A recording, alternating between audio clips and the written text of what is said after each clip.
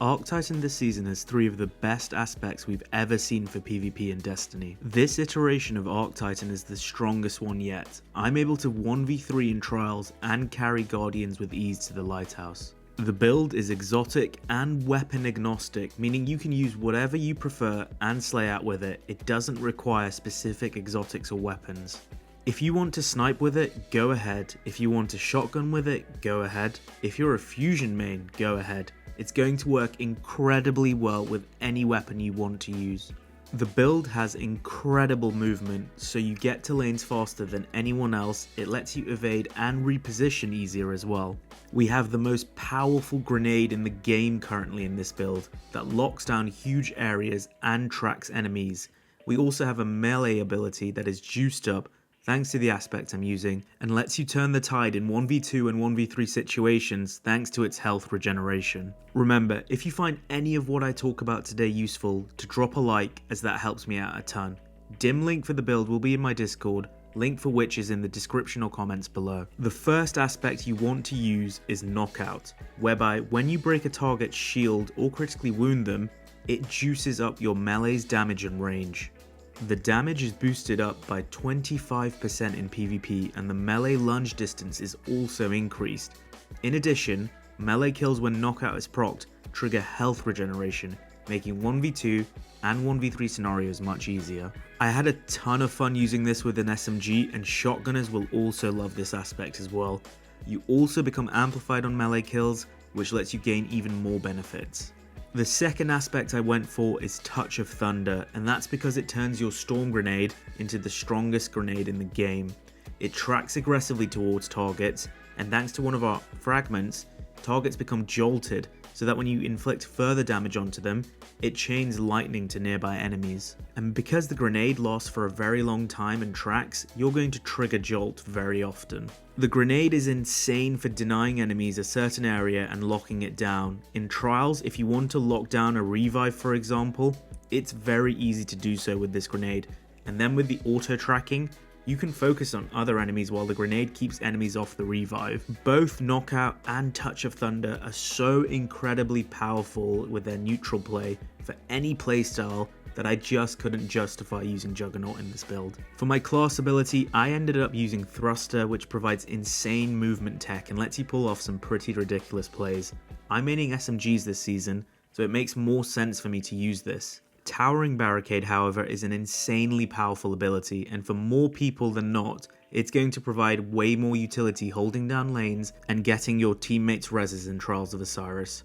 I then actually use Catapult Lift. I found for myself, I change directions a lot in PvP, and the initial forward momentum it provides is slightly more beneficial than Strafe Lift. That's just a personal preference of mine, and I know a lot of you guys out there will crucify me for not using Strafe Lift, which is going to be better for people who Titan skate, especially on M&K. For the melee, you want to use Seismic Strike, and that's not because of its melee, it's because it's an incredible movement ability. I always have the charge for this up because I never actually use it to kill anyone. Instead, I use it to shoulder charge, maintain momentum, and get to lanes first before anyone else. Honestly, I was reaching lanes before top tree Dawn players with this in Trials last weekend. For my fragments, I then use Spark of Feedback, whereby taking melee damage increases outgoing melee damage.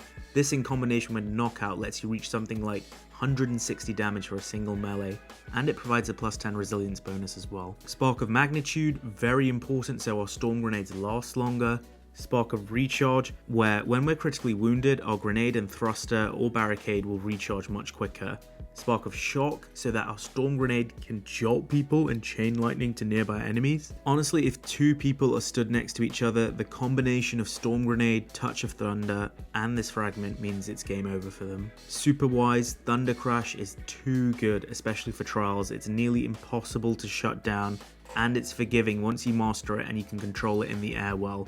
You can actually get multi-kills with it while gliding around. For once, my stat distribution recommendation isn't set in stone. For me personally, I went for high resilience first so that I could have my thruster up more often than not, and high resilience just seemed to work well in this current meta to negate a lot of weapons. High recovery for better regeneration and so you can get into the fight faster again.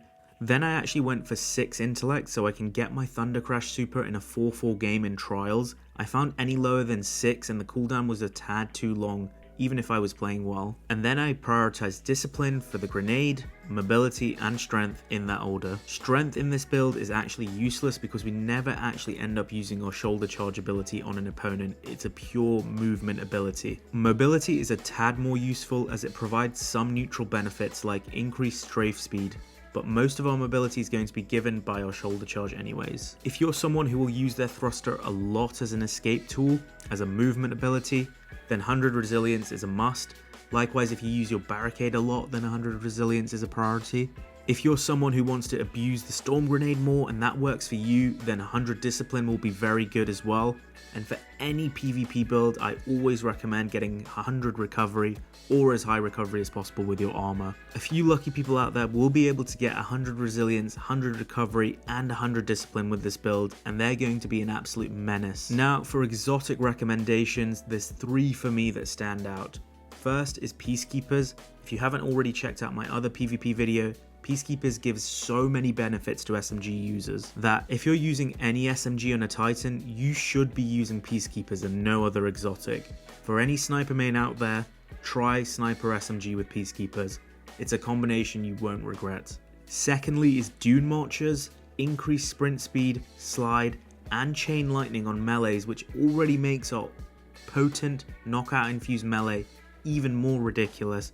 A ton of neutral benefits that will benefit any gamer, especially shotgun mains. And then the third exotic recommendation I'm going to make is actually Antaeus Wards, which when sliding provides a shield that can reflect projectiles. And this shield can reflect anything from golden gun to rockets. It's pretty ridiculous.